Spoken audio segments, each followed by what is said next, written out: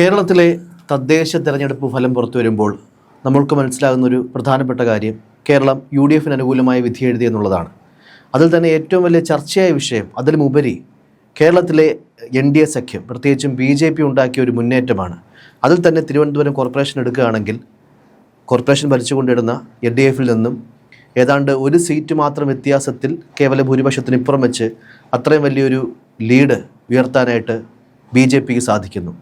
Cyber സഖാക്കളടക്കം പറയുന്ന ഒരു പ്രധാനപ്പെട്ട വിഷയം കോർപ്പറേഷൻ ഭരിച്ചിരുന്ന മേയറായ ആര്യ രാജേന്ദ്രൻ്റെ പിടിപ്പുകേടും അവരുടെ തന്നെ പല ഇമേജും അവരുടെ ഒരു പബ്ലിക് ഇമേജും അല്ലെങ്കിൽ അവരെടുത്ത പല നിലപാടുകളും ഇടതു മുന്നണിക്ക് തിരിച്ചടിയായി തിരുവനന്തപുരം കോർപ്പറേഷൻ നഷ്ടപ്പെട്ടതിലെന്ന് പറയുന്നുണ്ട്. എന്താണ് ശ്യാം ചേട്ടൻ്റെ ഒരു വിലയിരുത്തൽ ഇക്കാര്യത്തിൽ?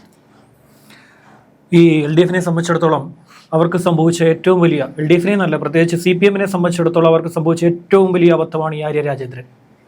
യാതൊരു സംശയമില്ലാത്ത കാര്യമാണ്.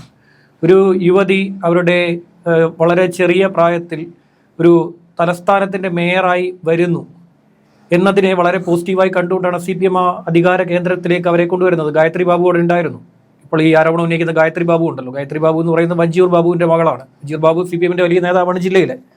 തിരുവനന്തപുരം സിറ്റിയിലെ വലിയൊരു നേതാവാണ് ഈ വഞ്ചിയൂർ ബാബു. വഞ്ചിയൂർ ബാബുവിൻ്റെ മകളാണ് ഗായത്രി ബാബു. അവരാണ് ഇപ്പം ആരോപണം ഉന്നയിക്കുന്നത്. അവരുടെ അടക്കം പേരുകൾ ഇരിക്കെ ആര്യ രാജേന്ദ്രൻ എന്ന് പറയുന്ന ഈ യുവതിയെ കൊണ്ടുവരികയും അതിൽ ഒരു വലിയ ഒരു പരസ്യം വലിയൊരു ഇതിലേക്ക് കൊണ്ടുവരാൻ, ഒരു ലൈം ലൈറ്റിലേക്ക് കൊണ്ടുവരാൻ എളുപ്പത്തിൽ CPM സാധിച്ചു. ഒരു വലിയൊരു വാർത്ത, ഒരു ചെറിയ പ്രായത്തിലുള്ള ഒരു യുവതിയെ ഞങ്ങളിതാ മേയറാക്കിയിരിക്കുന്നു. രാജ്യത്ത് തന്നെ ഏറ്റവും വലിയൊരു ടാഗ്ലൈൻ, രാജ്യത്ത് തന്നെ ഏറ്റവും പ്രായം കുറഞ്ഞ മേയർ എന്നുള്ള നിലയിൽ വലിയൊരു പരസ്യം അവർ ഉണ്ടാക്കിയെടുത്തു.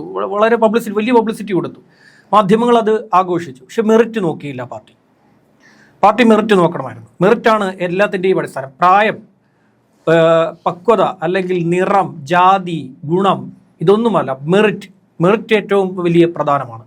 ഇത്രയും വലിയൊരു തലസ്ഥാനം, സംസ്ഥാനത്തിൻ്റെ തലസ്ഥാനമായിട്ടുള്ള തിരുവനന്തപുരം പോലെയുള്ള ഒരു നഗരം ഇത്തരത്തിലൊരാളുടെ കയ്യിൽ ഏൽപ്പിക്കുമ്പോൾ അവരുടെ മെറിറ്റ് എന്താണ് എന്നുള്ളത് നോക്കാൻ പാർട്ടി അന്ന് തയ്യാറായില്ല. അതിൻ്റെ ഫലമാണ് ഇന്നലെ ഉണ്ടായിരിക്കുന്ന ഈ റിസൾട്ട്. 54-ൽ നിന്ന് 29-ലേക്ക് അവർ മൂക്കും കുത്തി വീണു. 4 പതിറ്റാണ്ട് ഈ കോർപ്പറേഷൻ ഭരിച്ചവരാണ് കഴിഞ്ഞ ദിവസം മൂക്കും കുത്തി താഴെ പോകുന്നത് കേരളം കണ്ട കാഴ്ച. അതിൻ്റെ ഏറ്റവും പ്രധാനപ്പെട്ട ഉത്തരവാദി എന്ന് പറയുന്നത് ആര്യ രാജേന്ദ്രനാണ്. ശ്രീധർ സ്മാരക മന്ദിരം എന്ന് പറയുന്നത് കാട്ടായിക്കോണത്തിരിക്കുന്നത് ജില്ലാ കമ്മിറ്റി ഓഫീസ്, പാർട്ടിയുടെ ജില്ലാ കമ്മിറ്റി ഓഫീസിൽ ഇന്നലെ ആ യുവതി അവിടെ വന്നിട്ടില്ല. സാധാരണ എല്ലാ മേയർമാരും, നിലവിലെ മേയർമാർ, ഒരു തിരഞ്ഞെടുപ്പ് വരുമ്പോൾ ഈ സംസ്ഥാനത്തെ നിലവിലെ മേയർമാരെല്ലാം തന്നെ തിരഞ്ഞെടുപ്പ് പ്രചാരണ പരിപാടിയിൽ ഉണ്ടെന്നിരിക്കെ ആര്യ രാജേന്ദ്രൻ ആ ഒരു പരിപാടിയിൽ വല്ലപ്പോഴും മാത്രമാണ് പങ്കെടുത്തത്. അവരെ പങ്കെടുപ്പിച്ചില്ല. ഏറ്റവും അവസാന ഘട്ടത്തിൽ സംഭവിച്ച കാര്യങ്ങൾ ഞാൻ പറഞ്ഞുതരാം. ഏറ്റവും അവസാന ഘട്ടത്തിൽ ഈ യുവതിക്ക് പാർട്ടി എഴുതി കൊടുത്തു. മാധ്യമങ്ങളോട് സംസാരിക്കാനുള്ള വാക്കുകൾ, എന്ത് പ്രതികരിക്കണം എന്ന് എഴുതി കൊടുത്തു. പാർട്ടിയുടെ സ്ഥാനാർത്ഥി പ്രഖ്യാപന വാർത്താ സമ്മേളനത്തിൽ ആര്യ രാജേന്ദ്രനോട് പങ്കെടുക്കണ്ട എന്ന് പാർട്ടി പറഞ്ഞു. മാറി നിൽക്ക് എന്ന തീരുമാനം പാർട്ടി ഏറ്റവും അവസാനം എടുത്തു. ഇതിപ്പോഴൊന്നുമല്ല, 2024 ജൂലൈ 24 ജൂലൈ മാസത്തിൽ പാർട്ടി ജില്ലാ കമ്മിറ്റി ചേർന്നുകൊണ്ട് എടുത്ത തീരുമാനം എന്ന് പറയുന്നത് ഈ മേയറെ മാറ്റണമെന്നായിരുന്നു. ഈ മേയറെ ഉടനടി മാറ്റണം. ഉടനടി മാറ്റിയില്ല എന്നുണ്ടെങ്കിൽ തലസ്ഥാനത്തെ CPMൻ്റെ കോർപ്പറേഷൻ, LDF ഭരിക്കുന്ന കോർപ്പറേഷൻ നഷ്ടമാകുമെന്ന് അന്നത്തെ ജില്ലാ കമ്മിറ്റി വിലയിരുത്തുകയും മേയറെ മാറ്റാൻ തീരുമാനമെടുക്കുകയും അന്നത്തെ ജില്ലാ കമ്മിറ്റി എടുത്തിരുന്നു. ആ തീരുമാനത്തെ മുകളിൽ നിന്നും വെട്ടിയത് അന്നത്തെ ഈ പറയുന്ന നമ്മുടെ ഇപ്പോഴത്തെയും മന്ത്രിയായിരിക്കുന്ന മുഹമ്മദ് റിയാസ് അടക്കമുള്ളവർ ചേർന്നുകൊണ്ടാണ് അന്നത്തെ തീരുമാനത്തെ വെട്ടിയത്. MV Govindan, Muhammad Riyas, A Rahim, V Sivankutty അടക്കമുള്ളവർ ചേർന്നുകൊണ്ടാണ് അന്നത്തെ ഈ പറയുന്ന പാർട്ടി തീരുമാനത്തെ ഇവരെല്ലാവരും ചേർന്ന് കടക്കൽ വെട്ടി നശിപ്പിക്കുകയായിരുന്നു. മേയറെ മാറ്റേണ്ടെന്ന് ആവശ്യമില്ലെന്നല്ല, മേയറെ ഇപ്പോൾ മാറ്റുകയാണെങ്കിൽ അത് എതിരാളികൾക്ക് അടിക്കാനുള്ള വടി നമ്മൾ കൊടുക്കുന്നതിന് തുല്യമാണ് എന്ന് ഇവർ പറഞ്ഞു വെച്ചു. പൊളിറ്റിക്കൽ വെപ്പണായ അതെ, ഒരു വെപ്പണായി ആര്യയെ തൽസ്ഥാനത്ത് നിന്ന് നീക്കം ചെയ്യുന്നത് അതൊരു വലിയ വടിയാണ്, നമ്മളെ അടിക്കാനുള്ള വടിയാണെന്ന് ഇവർ പറഞ്ഞു വെച്ചു. പക്ഷെ അത് ഏറ്റവും വലിയ മണ്ടത്തരമാണ് ഇവർ അന്ന് കാട്ടിക്കൂട്ടി വെച്ചത്. നിയമത്തെ ഇവരെ മത്സരിപ്പിക്കാൻ പാർട്ടിക്ക് തീരുമാനമുണ്ടായിരുന്നു. പാർട്ടിക്ക് അങ്ങനെ ഒരു തീരുമാനം ഉള്ളിൽ ഉണ്ട് എന്നിരിക്കെ ഇവരെ മാറ്റുകയാണെങ്കിൽ അടുത്ത തെരഞ്ഞെടുപ്പിൽ ഇവരെ മത്സരിപ്പിക്കുകയാണെങ്കിൽ ഈ പറഞ്ഞ കാര്യം അന്ന് തിരിച്ചടിയാവുമെന്ന് V ശിവൻകുട്ടിയും പറഞ്ഞു വെച്ചു. ഇവർക്ക് കുറേ ഗോഡ് ഫാദർമാരുണ്ട്. ഇവിടെ ഒരു കോക്കസ് പ്രവർത്തിച്ചു. 2020 തദ്ദേശ തെരഞ്ഞെടുപ്പിന് ശേഷം തിരുവനന്തപുരം കോർപ്പറേഷനിൽ അധികാരത്തിലെത്തിയ ആര്യ രാജേന്ദ്രന്റെ ഓഫീസ് കേന്ദ്രീകരിച്ചുകൊണ്ട് ഒരു കോക്കസ് ക്രിയേറ്റ് ചെയ്യപ്പെട്ടു. ഒരു പിൻ സീറ്റ് ഡ്രൈവിംഗ് ഇവിടെ നടന്നു. പിൻ സീറ്റ് ഡ്രൈവിംഗ് എന്ന് പറഞ്ഞു കഴിഞ്ഞാൽ പിന്നിലിരുന്ന് ഒരാൾ ഒരു കാർ ഓടിച്ചാൽ എന്തായിരിക്കും അവസ്ഥ? അതാണ് നടന്നത്. മുന്നിലിരുന്നവരാണ് അതിൻ്റെ ക്ലച്ചും ബ്രേക്കും ആക്സിലേറ്ററും ഒക്കെ ചവിട്ടിയത്. പിന്നിലിരുന്ന് ഒരാളെ ഇരുത്തിക്കൊണ്ട് അയാളാണ് ഡ്രൈവർ എന്ന് ഇവിടുത്തെ കോർപ്പറേഷനിലെ ജനങ്ങളോട് ഇവർ വിളിച്ചു പറഞ്ഞു. ഈ പിന്നിലിരിക്കുന്ന ആര്യാണ് ഈ കോർപ്പറേഷൻ്റെ വാഹനം ഓടിച്ചുകൊണ്ടിരിക്കുന്നത്. കോർപ്പറേഷൻ എന്ന വാഹനം അത് ഓടിക്കുന്നത് ആര്യാണ്. മുന്നിലിരിക്കുന്നവരാരുമല്ല, പിന്നിലിരിക്കുന്ന ആര്യ ഓടിക്കുന്നു എന്ന് പറഞ്ഞു. അത് വിശ്വസിക്കാൻ ജനം തയ്യാറായില്ല. അതാണ് സംഭവിച്ചത്. NDAക്ക് 50 സീറ്റുകൾ ലഭിച്ചു. ഒട്ടുമിക്ക ഇടത്തും ഈ പറയുന്ന കോർപ്പറേഷൻ്റെ ഒട്ടുമിക്ക സിറ്റിംഗ് ഡിവിഷനുകളിലും സീറ്റുകളിലും LDFന്റെ അടിമതി, പ്രത്യേകിച്ചും CPMന്റെ. കഴക്കൂട്ടത്തൊക്കെ നല്ല രീതിയിൽ CPM വീണു. കഴക്കൂട്ടത്തോട് ചേർന്ന് കിടക്കുന്ന മേഖലയിലൊക്കെ നല്ല രീതിയിൽ CPM മൂക്കുകുത്തി. ആ രീതിയിൽ പാർട്ടിയെ എത്തിക്കാനുള്ള പ്രധാനപ്പെട്ട ഉത്തരവാദി ഈ യുവതിയാണ്. ഈ യുവതിയുടെ നേതൃത്വത്തിലുള്ള ഉണ്ടായിട്ടുള്ള വിവാദങ്ങൾ ഓരോന്നായി ഞാൻ എടുത്തു പറയാം. ആദ്യം ഇവർ ആനാവൂർ നാഗപ്പന് ഒരു കത്ത് എഴുതി. ആനാവൂർ നാഗപ്പൻ ഇവർ എഴുതിയ കത്ത് ഒരു മേയർ ചെയ്യാൻ പാടില്ലാത്ത പ്രവൃത്തിയാണ്.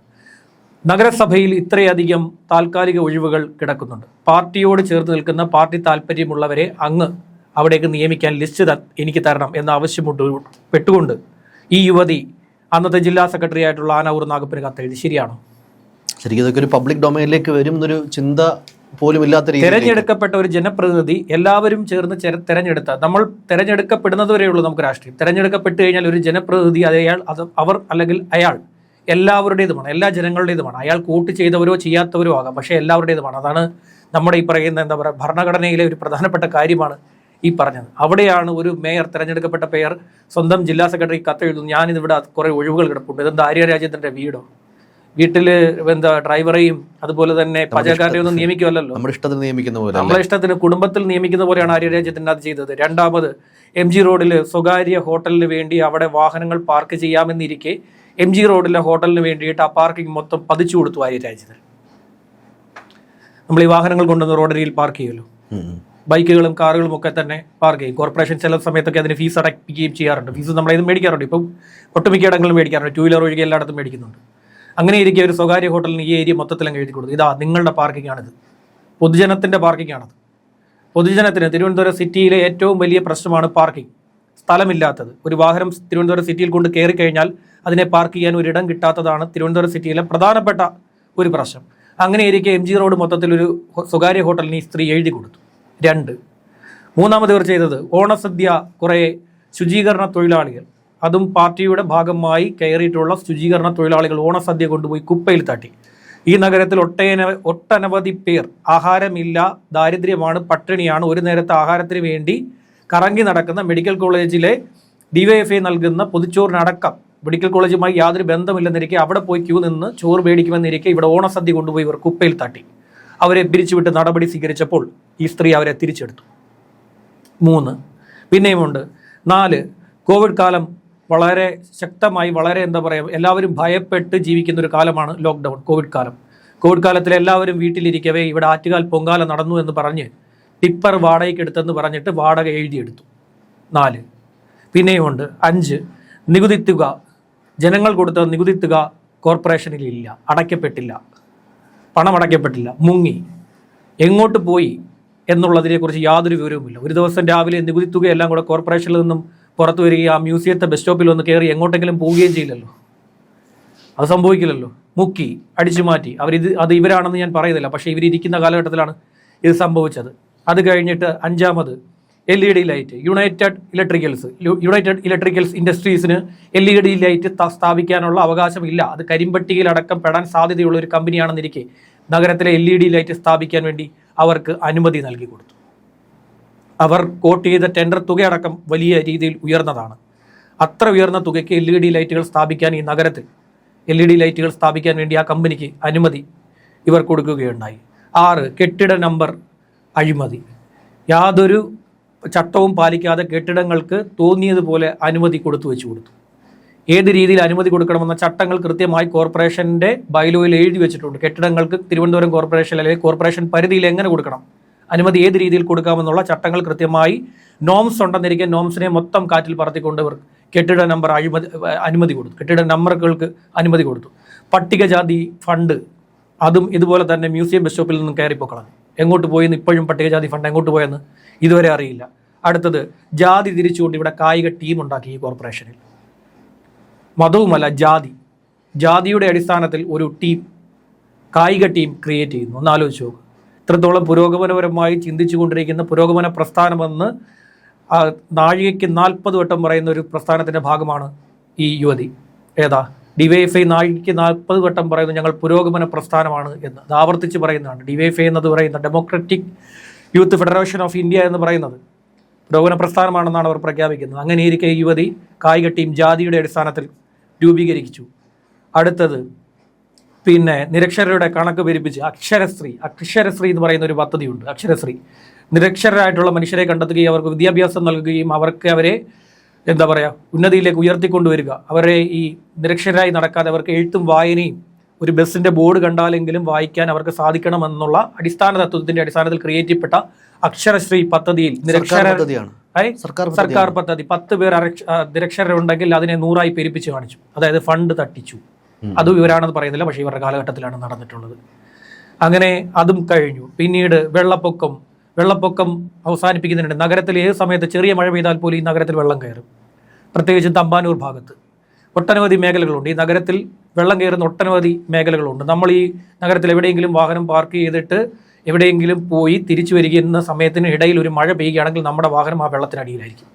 ഒരു 2 വീലർ ആണെങ്കിൽ അതിൻ്റെ സൈലൻസറിൻ്റെ ഉള്ളിലൂടെ വെള്ളം കയറുകയും ആ വാഹനം പിന്നെ സ്റ്റാർട്ട് ചെയ്യാൻ പറ്റാതെ അതിനെ തെള്ളി ഷോറൂമിലേക്ക് കൊണ്ടുപോകേണ്ടി വരികയും ചെയ്യും. അങ്ങനെ ഇരിക്കെ വെള്ളപ്പൊക്കം അവസാനിപ്പിക്കുന്നതിന് വേണ്ടിയുള്ള നടപടികൾ സ്വീകരിക്കാൻ വേണ്ടി വലിയ തുക ചെലവാക്കി. പക്ഷേ തൊട്ടടുത്ത മഴയിൽ ഈ നഗരം വെള്ളത്തിൽ മുങ്ങി. ഏറ്റവും പ്രധാനപ്പെട്ട തമ്പാനൂർ അടക്കമുള്ള പ്രധാനപ്പെട്ട മേഖലകൾ. തമ്പാനൂർ റെയിൽവേ സ്റ്റേഷനിൽ ഇരുന്നവർ, റെയിൽവേ സ്റ്റേഷനിൽ ട്രെയിൻ വന്ന് ഇറങ്ങിയവർ അന്താളിച്ച് നിന്നു. പുറത്തിറങ്ങിയപ്പോൾ അവർ കാണുന്നത് വേളി ടൂറിസ്റ്റ് വില്ലേജ് പോലെ തോന്നി അവർക്ക്. വേളി ടൂറിസ്റ്റ് വില്ലേജിൽ ഒരു പ്രത്യേകതയുണ്ട്. അവിടെ കടലും കായലും തമ്മിൽ സംഗമിക്കും. എപ്പോൾ വേണമെങ്കിലും വെള്ളം വന്ന് കയറിയിട്ട് കടൽ അങ്ങോട്ടും കായൽ അങ്ങോട്ടും ചെന്ന് ചേരുന്ന ഒരു മേഖലയാണിത്. അതുപോലെ ചുറ്റും വെള്ളപ്പൊക്കിട്ട് എന്ത് ചെയ്യണമെന്നറിയാതെ ആ ജനങ്ങൾ അവിടെ നിൽക്കുന്ന അവസ്ഥ അന്നുണ്ടായി. പിന്നെ സ്മാർട്ട് സിറ്റി എന്ന് പറഞ്ഞിട്ട് വലിയ പ്രഖ്യാപനം നടത്തി ഉണ്ടാക്കിയ റോഡുകൾ മൊത്തം കുഴിയായി. പെട്ടെന്ന് ഒരു ദിവസം രാവിലെ കുഴികൾ രൂപപ്പെട്ടു തുടങ്ങി. നമ്മൾ വിചാരിക്കുന്നില്ല ഈ മുഖക്കുരുവൊക്കെ വരുമല്ലോ. നമ്മൾ ചില ദിവസം രാവിലെ എഴുന്നേൽക്കുമ്പോഴായിരിക്കും ഈ മുഖക്കുരു കാണുന്നത്. തലേദിവസം രാത്രിയിൽ ഉറങ്ങുന്നത് വരെ ഇല്ല എന്നിരിക്കുന്ന ഒരു മുഖക്കുരു പെട്ടെന്ന് പ്രത്യക്ഷപ്പെടുന്ന രീതിയിൽ ഇവിടെ കുരുവല്ല ഉണ്ടായ, കുഴിയാണ് ഉണ്ടായത്. നഗരത്തിലെ സ്മാർട്ട് സിറ്റി റോഡുകൾ ആകെ കുഴി. ഓരോ ദിവസം ഓരോന്ന് വെച്ച് രൂപപ്പെട്ടു തുടങ്ങി. അതായത് എങ്ങനെ റബ്ബറൈസ്ഡ് ആയിട്ട് നിർമ്മിച്ച അത്യാധുനിക സംവിധാനത്തോടു കൂടി നിർമ്മിച്ച റോഡുകൾ നിമിഷ നേരം കൊണ്ട് ഇവിടെ തകർത്തു തുടങ്ങി. കോടിക്കണക്കിന് രൂപ ഇൻവെസ്റ്റ് ചെയ്ത് റോഡുകൾ. അങ്ങനെ സർവ്വ മേഖലകളിലും അഴിമതി ആരോപണങ്ങൾ ഉയർന്നിരിക്കെ ഇവിടെ പാളയത്ത് ഒരു KSRTC ബസ് അങ്ങ് തടഞ്ഞിട്ടു. ഇവരുടെ ഭർത്താവ്, ഇവരുടെ സഹോദരൻ, ഇവരുടെ മറ്റൊരു ബന്ധു, ഇത്രയും പേർ ചേർന്നുകൊണ്ട്, ഇത്രയും പേരാണ് ഈ വാഹനത്തിൽ ഉണ്ടായിരുന്നത്. ഇവരൊരു KSRTC ബസ് ഒരു ട്രാഫിക് സിഗ്നലിൽ തടഞ്ഞിട്ടുകൊണ്ട് ഇവിടെ വലിയ യുദ്ധപ്രഖ്യാപനം നടത്തി. ഞാനാണ് ഗുണ്ട എന്നുള്ള രീതിയിൽ. അതിനെ ചോദ്യം ചെയ്ത ഒരു KSRTC ഡ്രൈവറുടെ ജോലി ഇവർ കളഞ്ഞു. അയാൾക്ക് ഇന്ന് വരെ ജോലിയില്ല. അയാൾ പ്രൈവറ്റ് ബസ്സുകളിലൊക്കെ ഓടാൻ പോകുന്നുണ്ട്. അയാളുടെ പേര് യദു എന്നാണ്. അയാൾ നേമം ഭാഗത്താണ് താമസിക്കുന്നത്. അയാളാണെങ്കിൽ ഒരു INTUC തൊഴിലാളി കൂടിയാണ്. അയാളിപ്പോഴും പ്രതിയാണ്. ഇവരെയും ഇവരുടെ ഭർത്താവിനെയും സർക്കാർ പ്രോസിക്യൂഷൻ ഇടപെട്ടുകൊണ്ട് ഇവരെ ഈ പറയുന്ന കുറ്റകൃത്യത്തിൽ നിന്നും പ്രതിസ്ഥാനത്ത് നിന്നും ഒഴിവാക്കി വിട്ടു. ഇതെല്ലാം കഴിഞ്ഞിട്ട് ഇവർ UK പാർലമെന്റിൽ പോയിട്ട് ഇതാ എനിക്ക് യുണൈറ്റഡ് കിങ്ഡം എനിക്കിതാ ഒരു അവാർഡ് തന്നിരിക്കുന്നു എന്ന് പറഞ്ഞു. അപ്പോൾ ജനം മുഴുവൻ അന്വേഷിച്ചു ഇതെന്താണ് കാര്യം. ഒരു ലണ്ടൻ ഒരു അവാർഡൊക്കെ കൊടുക്കുന്ന രീതിയിലേക്ക് തിരുവനന്തപുരം നഗരസഭ എന്ത് ചെയ്തു എന്നുള്ള അന്വേഷണം നടത്തിയപ്പോൾ അത് അവിടുത്തെ ഒരു NGO ആണ് നൽകിയതെന്ന് നാട്ടുകാർ കണ്ടെത്തുകയും ഇതൊരു തട്ടിക്കൂട്ട് സെറ്റപ്പാണെന്ന് നാട്ടുകാർ കണ്ടെത്തുകയും ചെയ്തു. അത്തരത്തിൽ വലിയ രീതിയിൽ ആരോപണം ഇവർക്ക് നേരിട്ടു. അങ്ങനെ കഴിഞ്ഞ 5 വർഷം കൊണ്ട് ഈ യുവതി ചെയ്തു കൂട്ടിയ അല്ലെങ്കിൽ ഇവരുടെ ഭരണത്തിൻ്റെ കീഴിൽ നടന്നു പോയ ഏതാനും കാര്യങ്ങൾ മാത്രമാണ് ഞാൻ പറഞ്ഞ് വന്നത്. ആറ്റുകാൽ പൊങ്കാല നടക്കുന്നതിലിരിക്കെ എങ്ങനെ ആ ടിപ്പറുകൾക്ക് വാടക പോയി എന്നുള്ളതൊക്കെ ഒരു വലിയ ചോദ്യമാണ്. കോവിഡ് കാലത്ത് ഏത് ടിപ്പറാണ് ആറ്റുകാൽ പൊങ്കാലയിൽ ഏത് സ്ത്രീ ഏതെങ്കിലുമൊക്കെ വിശ്വാസികൾ വീട്ടിലിരുന്ന് പൊങ്കാല ഇട്ടു എന്നല്ലാതെ ഏത് സ്ത്രീയാണ്? ആറ്റുകാൽ പൊങ്കാല എന്ന് പറഞ്ഞാൽ ആറ്റുകാല ക്ഷേത്രം മുതൽ നമ്മുടെ സെക്രട്ടേറിയറ്റ് വളഞ്ഞ് ഇങ്ങനെ അറ്റം വരെ വരാറുണ്ട് ആറ്റുകാൽ പൊങ്കാലയുടെ പൊങ്കാല അടുപ്പുകൾ എന്ന് പറയുന്നത്. അവിടെ എവിടെയാണ് ഈ പറയുന്ന ലോക്ക്ഡൗൺ സമയത്ത് ഏത് പൊങ്കാല അടുപ്പിൽ ഏത് സ്ത്രീ പൊങ്കാല ഇട്ടു എന്നുള്ളൊരു ചോദ്യമില്ലേ? ആ സ്ത്രീ പൊങ്കാല ഇട്ടത് കൊണ്ടായിരിക്കുമല്ലോ ടിപ്പർ വന്ന് അവരുടെ കല്ലുകൾ മാറ്റുന്നതിനുള്ള അല്ലെങ്കിൽ അതിനുവേണ്ടി കൊണ്ടുവന്ന സാധനങ്ങൾ മാറ്റുന്നതിന് വേണ്ടി ടിപ്പർ വിളിക്കേണ്ടത്. ഇവിടെ ആരാണ് ലോക്ക്ഡൗൺ സമയത്ത് പൊങ്കാല ഇട്ടത്? ഇത്രയധികം ചോദ്യങ്ങൾ ഈ സ്ത്രീയുടെ മുന്നിലിരിക്കെ അവരെ അധികാരത്തിൽ നിന്ന് മാറ്റാൻ ഒരു ജില്ലാ കമ്മിറ്റി, ഒരു കോർപ്പറേഷനെ സംബന്ധിച്ചിടത്തോളം ആ കോർപ്പറേഷൻ്റെ മേയറെ നിയന്ത്രിക്കാനുള്ള അവകാശം അവിടുത്തെ ജില്ലാ സെക്രട്ടറിക്കുണ്ട്. പാർട്ടി ജില്ലാ സെക്രട്ടറിക്ക് അവരെ നിയന്ത്രിക്കാനുള്ള അധികാരമുണ്ടെന്നിരിക്കെ പാർട്ടി ജില്ലാ സെക്രട്ടറി ഉൾപ്പെടുന്ന ജില്ലാ കമ്മിറ്റി തീരുമാനം എടുത്തിട്ട് പോലും ആ തീരുമാനത്തെ അന്ന് വെട്ടി. അങ്ങനെ അടപടലം ഈ പണികളൊക്കെ ഒൽപ്പിച്ചത് കൊണ്ടാണ് NDA, ശരിക്കും പറഞ്ഞു കഴിഞ്ഞാൽ BJP ഇവിടെ കാര്യമായ പണി എടുത്തിട്ടുണ്ടോ എന്ന് എനിക്ക് വലിയ സംശയമുണ്ട്. ഇവിടെ പണിയെടുത്ത മൊത്തം RSS ആണ്. RSSന്റെ പ്രവർത്തകരാണ് ഇവിടെ പണിയെടുത്തത് മുഴുവൻ. RSSന്റെ പ്രവർത്തകർ ഏതാണ്ട് കഴിഞ്ഞ 2 വർഷമായിട്ട് RSS ഇവിടെ പണിയെടുക്കുന്നുണ്ട്. അത് വ്യക്തമായി ഇവിടെ താമസിക്കുന്ന ഈ തിരുവനന്തപുരം നഗരത്തിൽ ദീർഘനാളായി താമസിച്ചു വന്നിരുന്ന ഒരാളെന്നുള്ള നിലയ്ക്ക് എനിക്ക് നന്നായി അറിയാനും സാധിക്കും. അതെങ്ങനെയെന്ന് വെച്ച് കഴിഞ്ഞാൽ അവർ ഈ വോട്ടിംഗ് ലിസ്റ്റ് ഉണ്ടല്ലോ, ഒരു വോട്ടിംഗ് ലിസ്റ്റിൽ ഒരു പേപ്പറിന് വേണ്ടി ഒരാളെ ചുമതലപ്പെടുത്തിയാണ്. അയാളാണ് ആ വോട്ടിംഗ് ലിസ്റ്റിലെ 50 പേരെ നോക്കുന്നത്. ആ 50 പേരുമായി സ്ഥിരം സമ്പർക്കം ഈ RSSന്റെ പ്രവർത്തകൻ പുലർത്തും. ആ സമ്പർക്കം എന്ന് പറയുന്നത് A+A B+B എന്ന രീതിയിലാണ്. A+ എന്ന് പറഞ്ഞു കഴിഞ്ഞാൽ ആ വോട്ട് എവിടെയും മാറാൻ പോകുന്നില്ല. A എന്ന് പറഞ്ഞു കഴിഞ്ഞാൽ തുടർച്ചയായ സമ്പർക്കത്തിലൂടെ കുറച്ച് പ്രവർത്തിച്ചു കഴിഞ്ഞാൽ ആ വോട്ട് നമുക്ക് അനുകൂലമായി മാറ്റാം. B+ എന്ന് പറഞ്ഞു കഴിഞ്ഞാൽ കാര്യമായ പണിയെടുത്താൽ മാറ്റാൻ സാധിക്കും. കാര്യമായ ശക്തമായ പണികൾ എടുക്കേണ്ടി വരും ആ B+നെ A+ലേക്ക് കൊണ്ടുവരാൻ, അതായത് സ്ഥിരമായ വോട്ടാക്കി മാറ്റാൻ. B എന്ന് പറയുന്നത് ഒരു കാരണവശാലും ആ വോട്ടിന് നമുക്ക് കിട്ടാൻ പോകുന്നില്ല. ഇനി തലകുത്തി നിന്നാൽ പോലും നമുക്ക് വോട്ട് കിട്ടാൻ പോകുന്നില്ല. എങ്കിലും അവരുമായി സമ്പർക്കം പുലർത്തണം. അവരെ കാര്യങ്ങൾ, അവർക്ക് ലഘുലേഖകൾ എന്ന് പറഞ്ഞാൽ പാർട്ടിയുടെ ഈ പറയുന്ന തീരുമാനങ്ങൾ നടപ്പാക്കാൻ ഉദ്ദേശിക്കുന്ന കാര്യങ്ങളുമൊക്കെ അവരെ അറിയിക്കണം. അവർ വോട്ട് ചെയ്തില്ലെങ്കിലും ഈ രേഖകളിലൂടെ വായിക്കുന്ന അവരുടെ കുടുംബത്തിലെ ഏതെങ്കിലും ഒരു അംഗം അല്ലെങ്കിൽ ഈ പ്രവർത്തകന്റെ സമ്പർക്കത്തിലൂടെ ഉണ്ടാകുന്ന ആ വീട്ടിലെ ഏതെങ്കിലും ഒരു അംഗത്തിന്റെ വോട്ട് തങ്ങൾക്ക് കിട്ടും. ആ രീതിയിൽ അവരിവിടെ പ്രവർത്തിക്കുന്നുണ്ടായിരുന്നു. ഈ പ്രവർത്തനം ആരും അറിഞ്ഞില്ല. ആരും അറിയാത്ത കാരണമെന്ന് പറയുന്നത് ഈ വരുന്ന വ്യക്തി ആ ഒരു മാധ്യമത്തിൻ്റെ മുന്നിൽ വന്ന് ഈ പ്രവർത്തനത്തെക്കുറിച്ച് പറയുകയോ ഏതെങ്കിലും ഒരു പൊതുപരിപാടിയിൽ പങ്കെടുക്കുകയോ അയാളുടെ ദൃശ്യം പുറത്തു വരികയോ ചെയ്തിട്ടില്ല. എന്നാൽ അയാൾ ഇവിടുത്തെ ഓരോ വീടുകളിലും ഈ പറയുന്ന പോലെ ഇടപെട്ട് പ്രവർത്തിക്കുന്നുണ്ടായിരുന്നു. അത് പറയാൻ കാരണം ഞാൻ ഇവിടുത്തെ താമസക്കാരനായിരുന്നു ദീർഘകാലമായിട്ട്. ഒരുപാട് കാലം ഞാൻ ഇവിടെ താമസിച്ചിരുന്നു. അതുകൊണ്ടാണ് ഞാൻ കൃത്യമായി പറഞ്ഞത്. പക്ഷേ BJPയുടെ കാര്യമായി പണിയെടുത്തിട്ടുണ്ടോ എന്ന് ചോദിച്ചു കഴിഞ്ഞാൽ BJPക്ക് പണിയെടുക്കേണ്ട സമയം ആര്യ കൊടുത്തില്ല. ആര്യ എന്ന് പറയുന്ന ഒറ്റയാൾ പട്ടാളം BJPക്ക് വേണ്ടി നിന്ന് ഒരു ഷീൽഡ് ഒരുക്കിക്കൊണ്ട്, അതായത് LDFനെതിരെ തിരിഞ്ഞു നിന്നുകൊണ്ട് ഒരു ഷീൽഡ് തയ്യാറാക്കിക്കൊണ്ട് പ്രവർത്തിച്ചു. ഇതാണ് ഇവിടെ സംഭവിച്ചിരിക്കുന്നത്.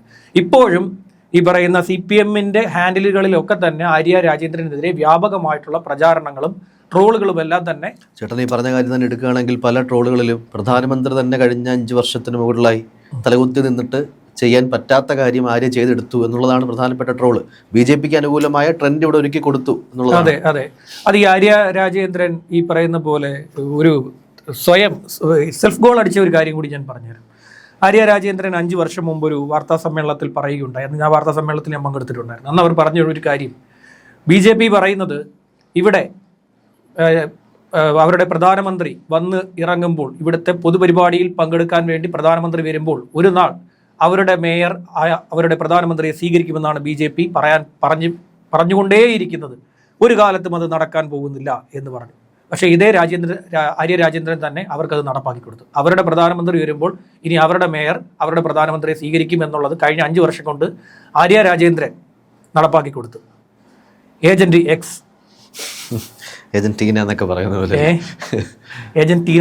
പോലെ ഏജന്റ് X ആയി ഇവർക്ക് വേണ്ടി പ്രവർത്തിച്ചു എന്നുള്ള വലിയൊരു സംശയം ഉണ്ട്.